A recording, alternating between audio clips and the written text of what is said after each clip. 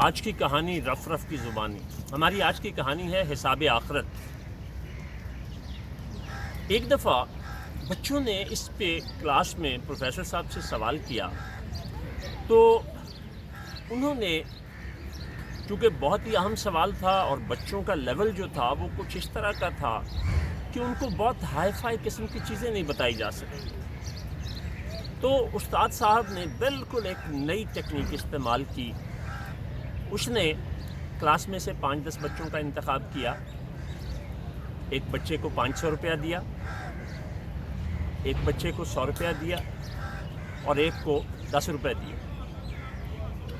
اب ان سے کہا کہ تم نے کل یہ پیسے خرچنے ہیں اور جو بھی خرچہ کرنا ہے کل آپ نے آ کے مجھے بتانا ہے. اب 500 والا خوش تھا، بہت خوش تھا کہ مجھے 500 روپے ملے ہیں، اور 100 روپے والے کو بہت ہی فرق تھا کہ یار یہ اس کو 500 دیا اور تو مجھے 100 روپے دے دیا. اور 10 والا تو انتہائی زیادہ ڈپریس تھا، پریشان تھا.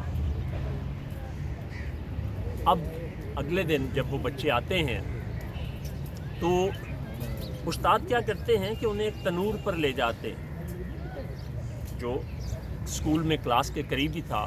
وہاں تنور پہ لے جا کے جہاں روٹیاں لگ رہی تھیں وہاں اس نے تنور والے سے کہہ کے چند منٹ کی اجازت لی اور جس سے 500 روپیہ دیا تھا اس بچے سے کہا کہ یہاں آگ کے پاس کھڑے ہو جاؤ، اور اس کے پاؤں سے جوتا اتار دیا. اب مجھے وہ 500 روپے بتاؤ کہ کیسے خرچ کیے. اب وہ بچے نے کہا جی میں نے ایک جو تھا وہ چاکلیٹ لی، پھر میں نے ایک چھوٹا برگر لیا، اور اس دوران پاؤں جل رہے ہیں، اٹھا رہا ہے، بے چینی ہے، اور بہت مشکل سے وہ 500 روپے کا جو چھوٹا چھوٹا حساب تھا وہ دے پایا. لیکن اس دوران اس کا حال برا ہو گیا. 100 روپے والا جو تھا اس نے نسبتاً بہت آسانی سے سب کچھ بتا دیا، اور 10 روپے والا جیسے ہی آیا وہ کہتا جی امی نے کہا دھنیا لاؤ، تو ان کے پاس کھلے ہوئے پیسے نہیں تھے. میں نے گیا اور میں نے وہ 10 روپے سے دھنیا لا کے امی کو دے دیا، اور 1 منٹ سے بھی پہلے وہ تندور سے ہٹ گیا. تو استاد صاحب نے پوچھا جس کو 500 دیا تھا کہ تمہیں اس حساب کے دوران کیا لگا؟